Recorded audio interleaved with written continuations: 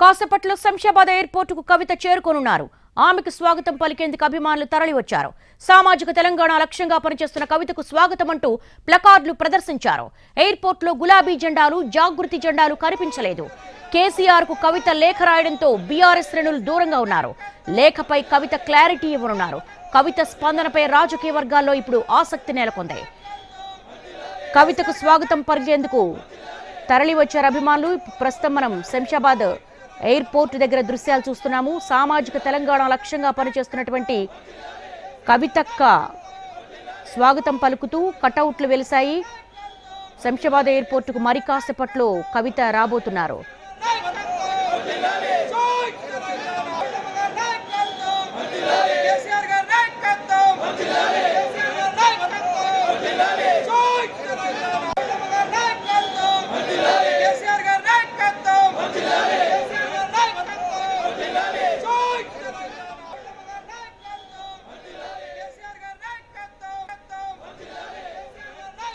కాసేపట్లో శంషాబాద్ ఎయిర్పోర్టుకు కవిత చేరుకోబోతున్నారు. ప్రస్తుతం శంషాబాద్ ఎయిర్పోర్టు వద్ద మా ప్రతినిధి సతీష్ ఉన్నారు. సతీష్ అడిగి మరిన్ని వివరాలు తెలుసుకుందాం.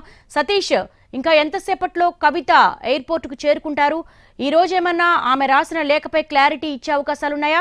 ప్రస్తుతం ఎయిర్పోర్ట్ దగ్గర ఎటువంటి సిచ్యువేషన్ ఉంది? బీఆర్ఎస్ లో కలకలం సృష్టించినటువంటి కవిత లేఖపై మరికొద్దిసేపట్లో స్పష్టత వచ్చే అవకాశం ఉంది. 8:10 శంషాబాద్ ఎయిర్పోర్ట్ కి కవిత చేరుకోబోతున్నారు. అయితే ఇక్కడ ఒక కీలకమైనటువంటి అంశం ఇక్కడ కనిపిస్తుంది. కవిత లేఖ తర్వాత ఇక్కడ ఎయిర్పోర్ట్ దగ్గర ఎవరు కూడా బీఆర్ఎస్ పేర్లు కనిపించట్లేదు. కేవలం ఆ బీసీ సంఘాల నుంచి వచ్చినటువంటి బీసీ సంఘాల నేతలు, బీసీ కుల సంఘాల నేతలు కవితకు స్వాగతం పలుకుతూ పెద్ద బ్యానర్లు ఏర్పాటు చేసి ఇక్కడికి రావడం జరిగింది. సామాజిక తెలంగాణ లక్ష్యంగా పనిచేస్తున్న మన గౌరవ ఎమ్మెల్సీ కల్వకుంట్ల కవితక్క గారికి స్వాగతం సుస్వాగతం అంటూ పెద్ద ఎత్తున ఇక్కడికి రావడం జరిగింది. అంటే ఆ గతంలో ఆ కవిత ఎయిర్పోర్ట్కి వచ్చిన సందర్భం కావచ్చు, మిగతా సందర్భాల్లో బీఆర్ఎస్ నుంచి అదేవిధంగా జాగృతి నుంచి పెద్ద ఎత్తున కార్యకర్తలు వచ్చేవాళ్ళు. కానీ ఇక్కడ జాగృతి బీఆర్ఎస్ నుంచి ఎవరు కూడా కనిపించట్లేదు. కేవలం సామాజిక తెలంగాణ ద్వారా పనిచేస్తున్న కవితకు స్వాగతం అంటూ ఇటు ఆ బీసీ సంఘాల నేతలు పెద్ద ఎత్తున ఇక్కడికి చేరుకోవడం జరిగింది. చూడొచ్చు మనం శంషాబాద్ ఎయిర్పోర్ట్ దగ్గరకు ఎయిర్పోర్ట్ బయట ఉన్నటువంటి విజువల్స్ చూస్తున్నాం. టీం కవితక్క అనే పేరుతో ఇక్కడికి వచ్చినటువంటి వాళ్ళందరినీ కూడా చూస్తున్నాం. ఆమె పేరుతోనే ఎలాంటి జెండాలు కావచ్చు మిగతా ఏది కూడా లేకుండా బీసీ కుల సంఘాల దగ్గర నుంచి స్వాగతం పలకడానికి సిద్ధంగా ఉన్నటువంటి వాళ్ళని చూస్తున్నాం. శంషాబాద్ ఎయిర్పోర్టులో మరీ కొద్దిసేపట్లో అంటే 8:10 అబుదాబి నుంచి ఇక్కడికి రాబోతుంది. అమెరికా నుంచి నిన్న సాయంత్రం అమెరికాలో బయలుదేరినటువంటి ఆ కవిత దుబాయ్కి వచ్చి దుబాయ్ నుంచి ఆమె వేరే ఫ్లైట్ ద్వారా ఇక్కడికి చేరుకోబోతున్నారు. 8:10 వచ్చేటటువంటి ఫ్లైట్ తర్వాత ఇక్కడికి వచ్చిన తర్వాత ఆ కవిత సంబంధించినటువంటి టీం ఇప్పటికే చెప్పింది. మీడియా సమావేశం ద్వారా ఆమె చెప్పబోతున్నారు, క్లారిటీ ఇవ్వబోతున్నారు అన్న. ఎందుకంటే నిన్న సాయంత్రం నుంచి కవిత రాసినట్టుగా వచ్చినటువంటి లేఖపై సంశయం ఉంది. అసలు ఆ లేఖ కవిత రాసిందా లేకుంటే ఎవరు రాసి? ఆమె ఫ్లైట్ ఎక్కిన తర్వాత నిన్న సాయంత్రం 4:30కి ఆమె యుఎస్లో ఫ్లైట్ ఎక్కారు. ఫ్లైట్ ఎక్కిన తర్వాత ఆ లెటర్ బయటకు వచ్చింది. కాబట్టి ఆమెని కాంటాక్ట్ చేసేటటువంటి పరిస్థితి కూడా లేదు. ఆమె ఎవరితో కాంటాక్ట్లోకి కూడా రాలేదు. అయితే ఆ లెటర్కు సంబంధించి ఆ లేఖకు సంబంధించి కవిత మాత్రమే చెప్పగలదు. 8:10 తర్వాత ఇక్కడికి ఎయిర్పోర్ట్లో ఆమె చెప్పబోతుంది. అయితే దానిపై ఉత్కంఠ ఉంది. ఆ లేఖ ఆమె రాసినట్టుగా చెప్తుందా లేకుంటే ఆ లేఖలో ఉన్నటువంటి అంశాలు ఆమె కరెక్టే అని చెప్తుందా అనేటటువంటి విషయాలపై ఇటు బీఆర్ఎస్తో పాటుగా అన్ని రాజకీయ పక్షాలు తెలంగాణ సమాజం అంతా కూడా ఎదురు చూస్తుంది. ఏం చెప్పబోతుంది కవిత అనేది అయితే ఒక ఉత్కంఠగా మారింది. ఇటు అంటే మే 1వ తేదీన సామాజిక తెలంగాణకు సంబంధించి ఆమె మాట్లాడారు. గత 10 సంవత్సరాల్లో సామాజిక తెలంగాణకు సంబంధించి ఇక్కడ జరగలేదు.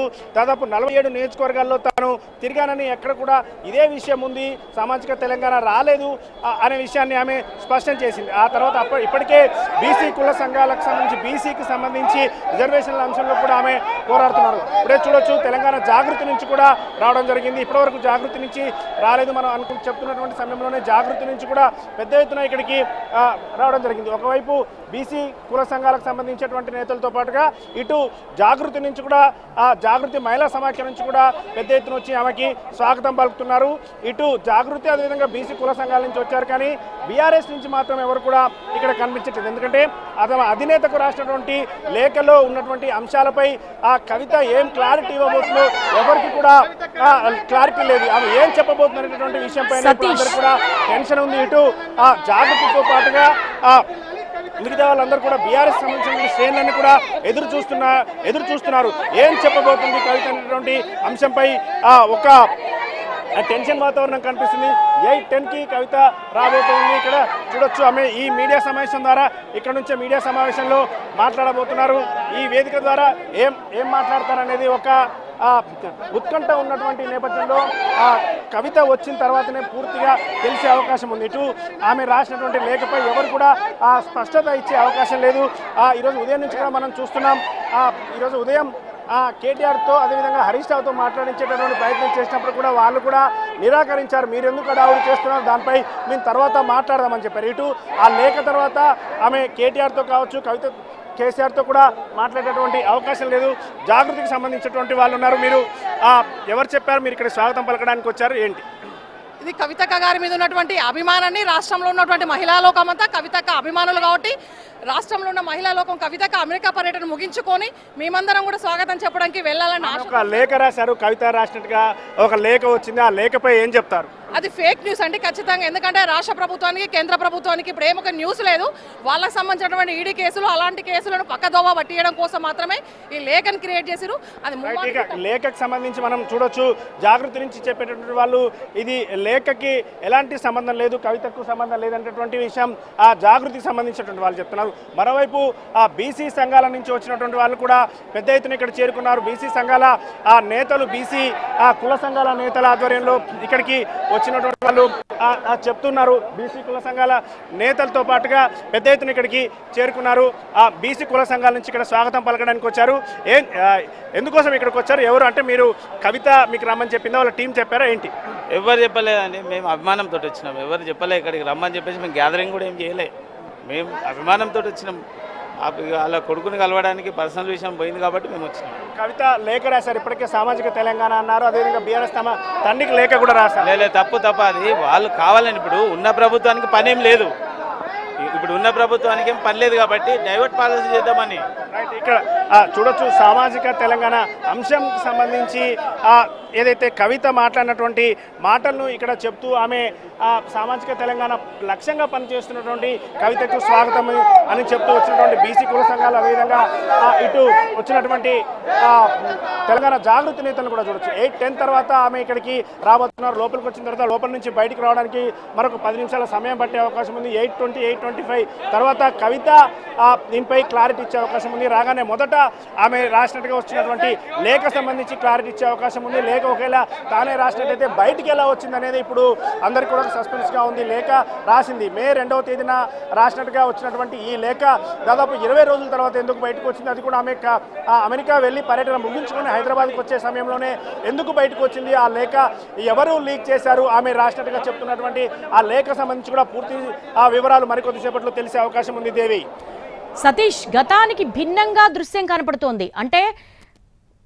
బీఆర్ఎస్ అనగానే ఒక పింక్, కానీ అక్కడ బ్లూ కలర్లో బ్యానర్స్ కనపడుతున్నాయి, గ్రీన్ కలర్లో కేవలం కవిత కటౌట్స్ మాత్రమే కనిపిస్తున్నాయి. పార్టీ అధినేత కేసీఆర్ కానీ కేటీఆర్ కానీ ముఖ్య నాయకులు ఎవరూ లేరు. బీఆర్ఎస్ శ్రేణులు దూరంగా ఉన్నాయి. దీన్ని బట్టి బేస్ చేసుకుంటే గనక ఎలాంటి వాతావరణం ఉండబోతోంది, బీఆర్ఎస్లో ఏదో జరగబోతోంది అనేదైతే ఒక ఇండికేషన్గా కనపడుతోందా?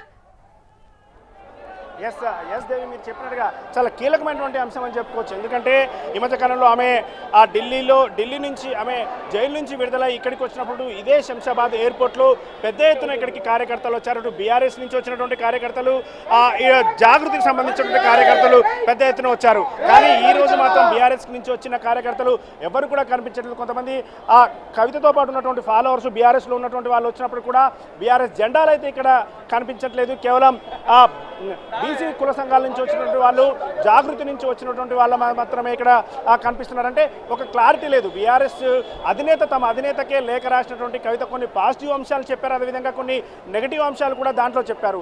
బీఆర్ఎస్ ముఖ్య నాయకులు ఈరోజు చాలామంది మాట్లాడుతున్నటువంటి సమయంలో లేఖ రాశారు, అది సాధారణంగానే, దాంట్లో ఎక్కడ కూడా కేసీఆర్ని విమర్శించలేదు, దాంట్లో తప్పేముందనే విధంగా కూడా ఆ బీఆర్ఎస్ నాయకులు మాట్లాడారు. కానీ ఆ లేఖకు సంబంధించి ఇంకా కూడా క్లారిటీ లేదు.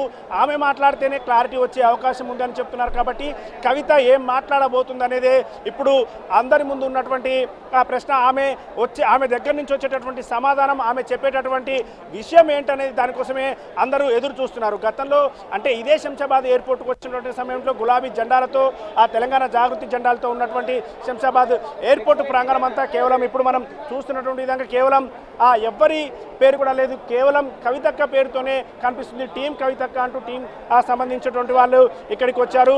దాంతోపాటుగా బీసీ కుల సంఘాలకు సంబంధించినటువంటి వాళ్ళతో పాటు ఆ జాగృతికి సంబంధించి అంటే గులాబీ జెండాలతో నిండిపోయినటువంటి ఆమె వచ్చినప్పుడు స్వాగతం పలకడానికి వచ్చినటువంటి వాళ్ళు ఇప్పుడు మాత్రం ఎక్కడ కూడా కనిపించట్లేదు. అయితే ఏం జరగబోతుంది, ఎందుకు బీఆర్ఎస్కి సంబంధించినటువంటి వాళ్ళు ఎవరు కూడా ఇక్కడ కనిపించట్లేదు అనేది ఒక ప్రశ్నగా మారింది. ఏం చెప్పబోతుంది అనేది అయితే సస్పెన్స్గా ఉంది. మరికొద్దిసేపట్లో శంషాబాద్ ఎయిర్పోర్ట్కి కవిత రాబోతున్నారు. దేవి.